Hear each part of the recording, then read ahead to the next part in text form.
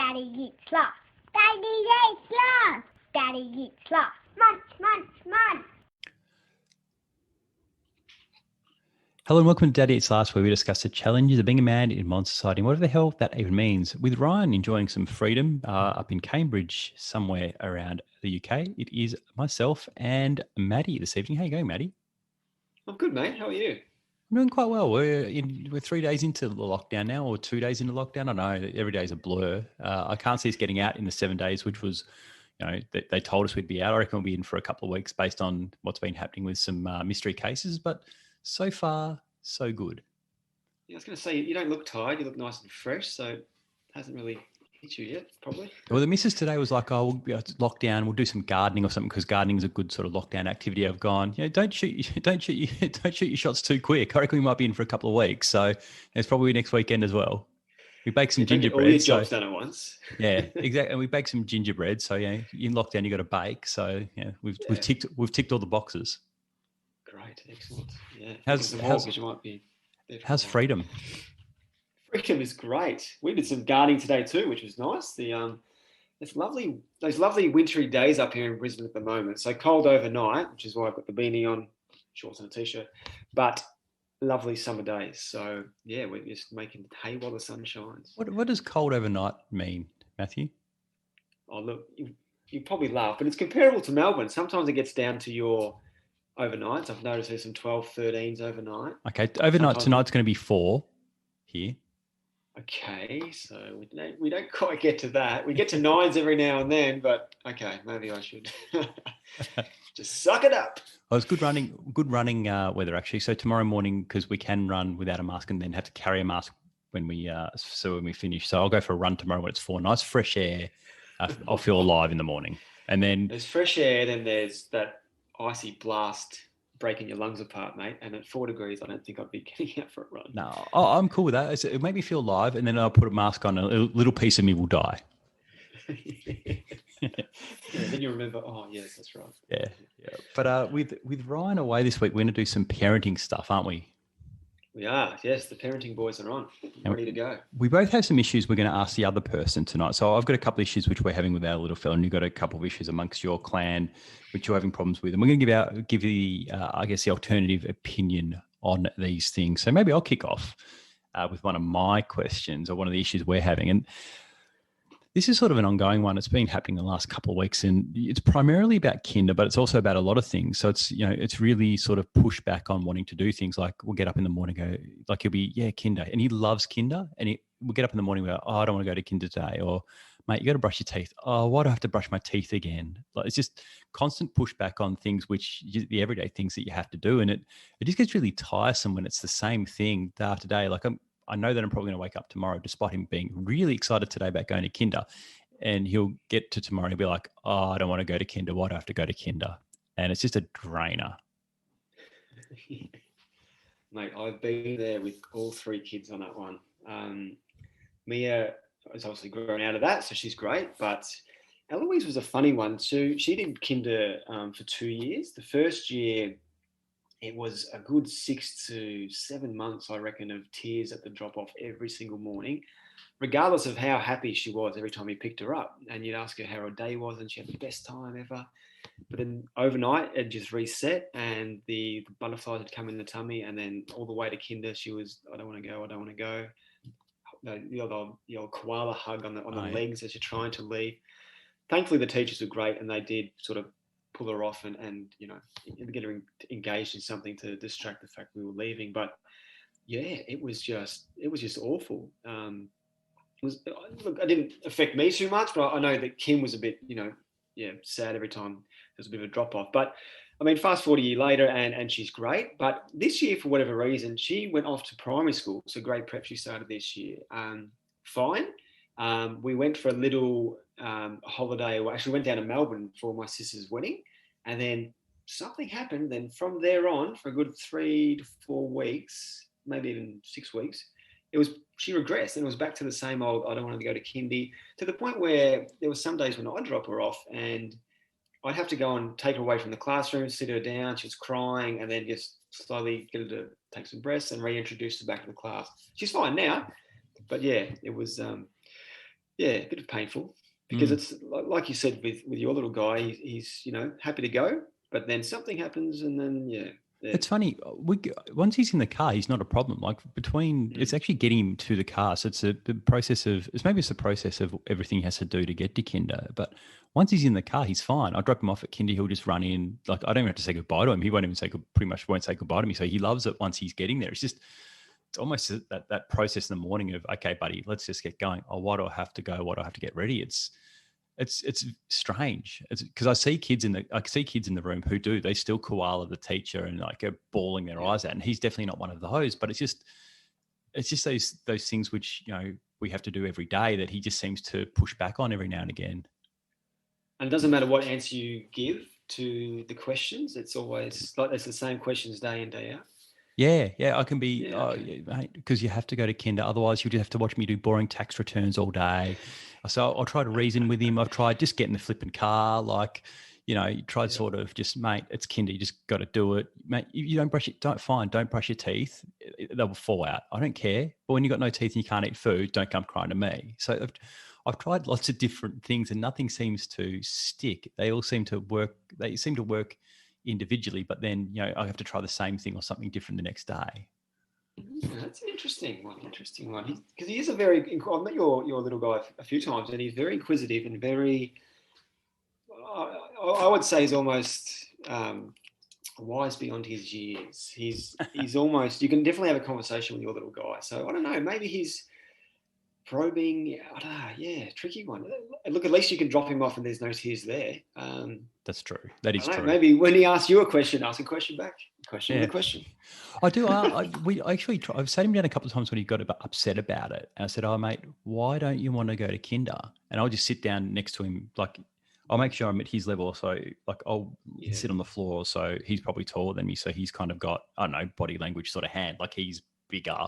And I'm just kind of like, what? You try to reason with him. Okay, if you just tell me why you don't want to go to kinder, we can kind of talk about that, or we can work out that, or if it's a particular thing, we can talk about that. And then you kind of have a hunch of what it is. So on Monday, he doesn't really love doing music. So on Monday, he'll be like, I don't want to go to kinder. I've gone, is it just because you don't want to go to music? He'll be like, yeah. And then on Wednesday, is it just because you don't want to do something? Yeah. So it's always something, it's always one aspect of it, but it means I can't do any of it sort of thing when you're 5 years old. Yeah. Something a bit, some issue, underlying issue there that, but you're right. I mean, what you're doing there is great. I mean, getting on his level and really trying to dig a bit deeper and just reassuring that, it's only one small part of your day. And especially when I want to say, just go to flipping kinder, mate. Like you like it when you get there, just stop being a dick. I've got work to do. Get in the car. Pretty much. Got to knock out those boring tax returns. You don't want to watch that all day. What about you, mate? You got 99 problems and kids are all of them? Kids are all of them, yeah. Hey, look, I'll just kick off with one quickly that I was going to roll with, but I've sort of changed my mind a bit. But we had some kids over last night who, and our kids as well, decided not to eat their dinner. And then from that, I thought, well, if kids don't eat their dinner and then they are hungry afterwards, as they sometimes are, do you agree to give them some food because potentially they could wake up during the night hungry or, and then annoy the shit out of you when you're trying to get to sleep? Or do you just, say, no, you've had your chance, you missed out, there was food there for you. No, that's it. Because, and then when I asked my wife about this topic, she said, Matt, when have you ever had the kids come in saying at 2 a.m, I'm hungry? Which is true, it's never happened, but I just thought maybe it's happened to you, Kane. Have you actually ever sent them to bed without feeding them? Look, they might have 3 or 4 bites of a meal. If they don't really like it, then they'd go to bed. That's okay. They wouldn't go to bed straight away, but they'd go to bed on an empty stomach.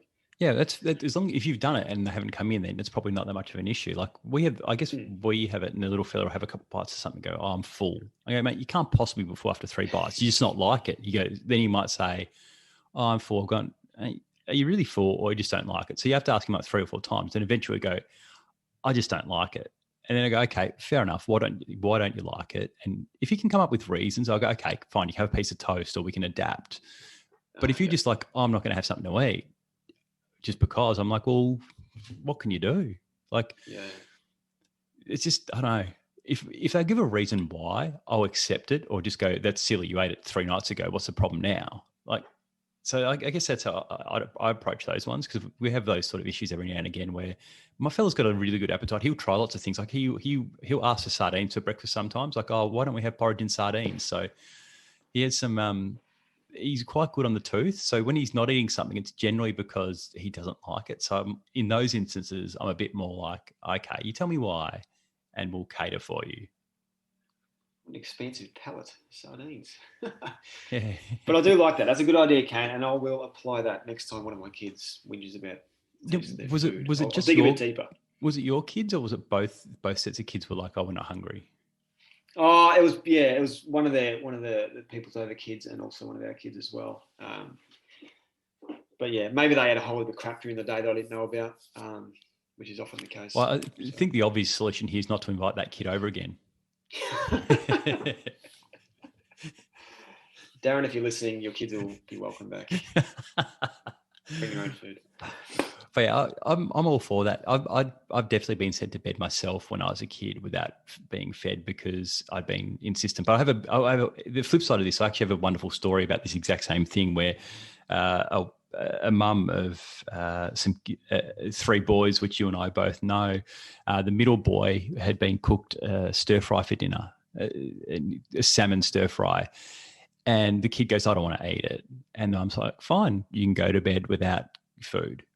Goes to kinder the next day, and the teacher asks him, "Oh, what were you up to last night?" "Oh, mummy sent me to bed without any dinner."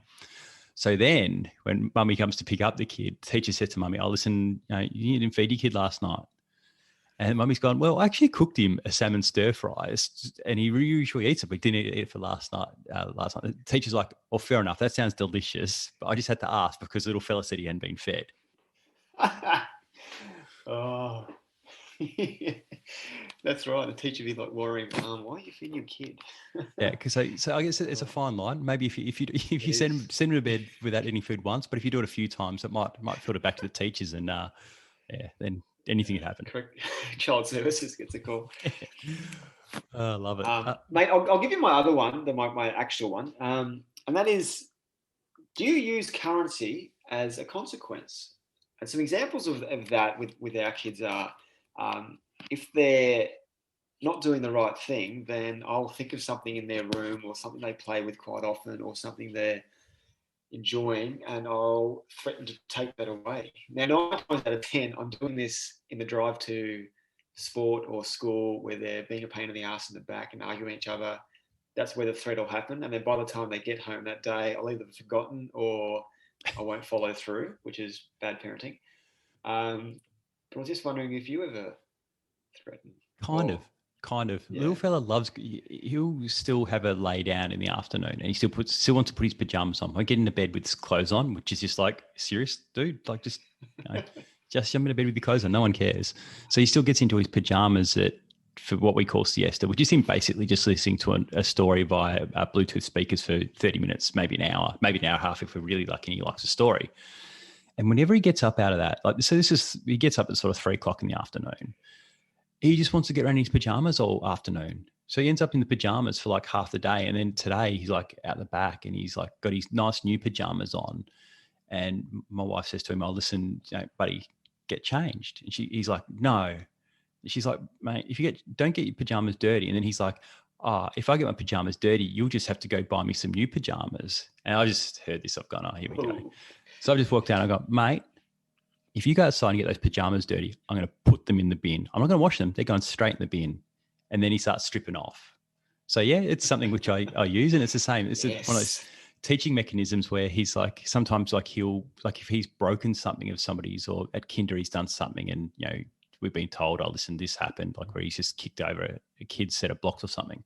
I'll go to do the same thing to him, like try to replicate what he did. Or how would you like it if I kicked your stuff over? So yeah, absolutely. It's something which is just trying to teach them, how would you like it if this happened to you? Yeah. Yeah. And you found the sweet spot. That's good. Yeah. But I'll probably get to this point at some point where I'm like, when he's in the back being a clown about sport, I'll do that, mate. I'll just throw your soccer boots out the window. Eloise has gotten to the age now where she just doesn't give a shit about whatever kind of threat you throw away. Oh, really? If I say I'm going to throw something in the bin, because I've said that so many times, she'll just say, "Fine, okay, do it." Have you actually ever gone ahead and done it? A few things I've thrown in the bin, yeah, and then when they're asleep, I'll just pull it back out. Yeah. I've done it. I've thrown stuff in the bin as well. So I generally will try to follow through, and my wife will give me a glance sometimes like, "Are you seriously going to throw that in the bin?" I'm like, "Yep." So I'll just throw anything in there. Like if I threaten to put something in the bin, I'll put it in the bin. Like I just don't care what it is. Like you, eventually I might get it back out or whatever. I try not to. Yeah. I try to make sure I know what's been in the bin first, because I don't want it to be like in like full on bin juice. So you like pre-research your threat about how it's going to be carried out. Yeah, exactly. I'm going to put it in the bin. I mean, by in the bin, I mean next to the bin, not in the bin juice. So you just check the bin's hygienic. Okay, we're good. Yeah. So yeah, I think that's legit. It's teaching them about, especially about possessions and stuff like that, how to look after things as well. Yeah, and not everything's a given, and it can be as easy as being given to you, it can be taken away. Correct. Actually, we had one today where we baked, because we're in lockdown 4.0. We baked cookies yesterday, and we're going to give them to, because it was about like, it came out as like sort of 50 cookies in the batch, and he's like, "Oh, I baked the cookies. I'm going to eat them all." I'm like, "Mate, you couldn't eat these you couldn't eat all these cookies. You'll be, diabetic." So we packaged them up and we're going to give them to some people. And then he's like, "Oh, I don't want to give them to people. I bake them. Then I only want to give them to the boys. I don't want to give them to the girls." And like, there's a whole bunch of girls that he used to hang out with. And this will form part of probably my next question. I might skip the one I was going to ask and just go straight into this, where he's very much, he was like, "Oh, I just want to give them to who I want to give them to." I'm like, "Mate, I'll just put them in the bin." And he's like, he probably almost called my bluff. He's like, "You're not going to throw food in the bin." I'm like, "I'll put them in the bin. I'll put them in the recycle bin. We got a green bin. They'll compost in 3.5 days. It's fine." And then he eventually gave them to, we drove around to a couple of people who were within 5Ks and dropped them in their letterbox as a surprise. My wife texted them, "Oh, listen, there's some cookies in the letterbox for X kid." And he got a couple of them dropped letters off. A couple of them sent a photo of them holding the cookies with big smiles on their face, and he felt really good. He felt really good afterwards. I'm like, that's why he gives stuff to people, because it makes you feel good too. Yeah. Well done. What a great little idea. Yeah, it took, family activity. But again, it took a while to get him to come around to that idea where he wanted to keep them all for himself. I'm going, well, you can either give some away or we'll just get rid of them anyway. So you got two options. I think the also the getting the letters and the pictures of it, seeing the smile on his friends' faces, I think that it really hits home and stays in the memory bank, so that next time you do an activity like this, there's no pushback at all. He'll just remember or you can just sort of bring that up and go, "Oh, remember that time that," and the picture will just come back into his mind and like, "Oh yeah, let's do that, Dad." That's a great idea. No, this is, I think, it's probably a good one, because I reckon you will definitely encounter this having slightly older kids. And we have a situation where there is a particular kid at kinder who, I would say he's not a bad influence as such, but he's giving our little fella some language and some ideas, which is not something which it's definitely not coming from home. So it's stuff about, boys do this and girls do that, and the girls can't play with us because we're the boys. And so it's not like he's a bad influence in there. They've started a gang and they're like stealing cars, but it's sort of an influence. Yeah, it's an influence where we can tell that certain language and the ideas, they're not coming from home at all. Because when we're at home, like he dresses up as Elsa and we play a Frozen game. Like he will sing, he'll do stuff which, these other kids might say are inverted commas girl things, but we think are awesome. So it's clearly coming from kinder and an influence of other children. How do you deal with that? Yeah, we've experienced that as well, especially with Mia being the first child. So whenever the kids go to these places, kinder school, whatever, sometimes the kids they hang around with are potentially the youngest child. So they're sort of been, that's his situation in the vicinity of their older siblings, where they might be, however old they are, to a level that they're hearing swear words or older style of music, and they just sort of have that sort of older mentality when they bring that back into kinder, thinking that this is how people sort of act, and it gets put onto the oldest kid of another family, which they come home like, "Whoa, where the hell, where did you hear that from?" That kind of stuff. So Yeah, it's a tricky one. It's a tricky one. But I guess you've just got to. We've always just sat down with me and just corrected her if she starts saying something. Then yeah, you straight on the front foot, and yeah, just explain them. No, no, boys and girls can play together, especially a kinder, you know. And then yeah, you just got to Yeah. hope to God that sorts itself out. Yeah, it's just funny because like all his all our little fella's friends before he started kinder were all female. So he'd been hanging out with and hanging out with girls since he's he's been really little. So he's only had sort of one or two sort of boyfriends, but now he's got like it's a 50-50 sort of split at kinder. It's 50% boys and 50% girls, and it's very much like a couple of the boys are very much like we'll do the boys stuff, and the girls can't play. Where he's our little fella's he kind of could fit in with anything. He's very adaptable with regards to the things that he likes to do. He's quite bad at adaptability with regards to other things, but his ability to play different things, he's quite good at. So he'd be able to adapt to any sort of group, but he seems to be getting pushed a particular way, which is hard. And we try sitting down with him and try explaining it, but he's only 5, so it's maybe not, he's probably still a bit young to kind of reason with. Yeah, and I guess maybe later in the year when you guys are in lockdown, sort of play dates with some potentially other nice kids or not bad boys, and that kind of thing really helps. And also just letting him know that if he gets, if he just wants a bit of a break from those guys, he can always go back to some of the other activities the other kids are playing. Because it sounds like, and a bit of a group of kids at Eloise's kinder sound like these kids as well, where they'd probably just stick to the same sort of activity day in, day out, like digging holes or playing with trucks or whatever, whereas some of the other kids might do different activities each day that sort of interest them. So hopefully your little guy gets sort of, if he ever gets sick of doing whatever the boys are doing, he knows that he can still go and hang out with the other kids as well, because it does sound like he's quite adaptable. So hopefully, but you can't really, I don't know, it's one of those things where you can't ban him from playing with those other kids, or you can't ban him from talking to her, because it's kindergarten and they're all always together. So you just got to sort of slightly try and every now and then. We're trying to get him to be able to say no to people. I listen when somebody says, "Oh, you can't do that." Just go, "No, I can do that. I can do what I want." Like it's sort of instead of being sort of pushed in a direction he may not want to go, just be able to say, "No, I don't want to do that." And we had some issues last year where he got blocks sort of kicked at him and stuff a couple of times. So a couple of things in the playground where things weren't quite going his way. And like he'd react. So then we've managed to get through to him, okay, you don't react, just go and tell the teacher, and the teacher can deal with if somebody's doing something like dangerous. You can say no to kids, but like if they're not listening, just go and tell the teacher. So we've got through to him on that. So this seems to be like the next thing where hopefully the penny will drop, where he'll be able to, instead of saying something and going to the teacher, he'll be able to just deal with it directly to the kid. Yeah. And I'm sure they'd probably be teaching that as well at kindergarten, that there's, if you're not getting a result talking one-on-one, then the next protocol is the teacher, and then, so on and so forth. So I think letting him know that, it's okay to say no and you can do something else is a great idea. It's probably a lot easier if the kid's 18, because you just go, listen, mate, just go tell that other kid to go fuck himself and just do what you want. If he's giving you shit, just punch him in the face. Yeah, when they're 5, you can't just go, hey, just tell him to go fuck himself. What is this? What is fuck himself mean? Yeah, that's true. Yeah.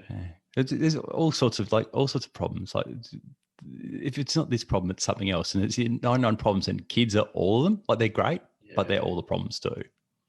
Yeah. And there's when he gets to school, hopefully it doesn't happen, but there's the whole exclusion thing, where our eldest daughter at the moment is going through something where the friends she normally plays with are sort of leaving her out in a few things, so now she's going to a different set of friends, but she's still, I don't know, it's always hard. And it's always hard when your kid comes home and just says, they've had a bad day, and they get upset, and why can't you just get along? Yeah, it should be easy. There should be no, like if they're little, there should be no exclusion, but it's probably the same when we were young. It'll be the same for the next generation. Again, you can't give the advice, well, just tell her to go fuck herself. Like you can't. Right. Unfortunately, it's not allowed. I try telling her life's too short, man. Just don't worry about it. Exactly. There's plenty more friends. Like it's they'll be your friends this year, and then next year be like, fuck you guys. Yeah, but I guess at that age, that's probably your whole world, isn't it? Your friend base. Yeah, exactly. So that makes it a fair bit harder. And seeing your kid upset over things which, in the grand scheme of things, pretty minor things, but really affects them because they're big things in their world. It's hard. Yeah, that's right. Yeah. But if I'm the cause of those problems sometimes, if my little fella ever listens to this, I'm sorry that if I've been the cause of these problems for you, but I'm just trying my best to be the best dad I can and kind of point you in the right direction. I'm not telling you off. I'm just trying to help you. And if you're listening to this when you're 18, if someone's giving you some hard time, just tell them to go fuck themselves. You'll understand exactly what that means by then. Correct. Well, I think it's a good place to wrap up for this week. We'll do another episode of parenting issues next time Ryan is in Cambridge or doing some Spanish or just, enjoying the freedom that the UK seems to have, which Victorians do not at the moment. Does Ryan have a top hat? I think he got some R&M Williams. I don't know if he went with the top hat. He's gone full Australia, I think. So he's going to try to get the hipster man bun and the R&M Williams. That's his look. Right. Okay. Remember to subscribe to Daddy Eats Last on iTunes if you haven't done already. And while you're there, please leave a review. Also, tell your mates about the podcast, especially if they are guys. Most of all, thanks for listening, and we'll be back next week for another episode, or should I say serving, of Daddy Eats Last. Well, serving unless your kids don't want to eat dinner. Catch you next week. Bye-bye. Bye-bye.